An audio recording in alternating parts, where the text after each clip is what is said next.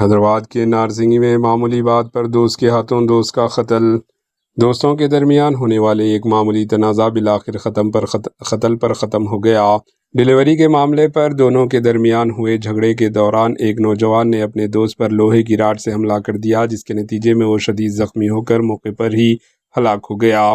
یہ افسوسناک واقعہ جمعرات کی رات نارسنگی پی ایس لمٹس میں پیش آیا۔ پولیس اور مقامی افراد سے حاصل کردہ تفصیلات کے مطابق مقتول کی شناخت کوکاپیٹ کے سمیر 31 سال کے طور پر ہوئی، جو نارسنگی میں ایک کمپنی میں ڈیلیوری بوائے کے طور پر کام کر کے اپنا گزر بسر کر رہے تھے۔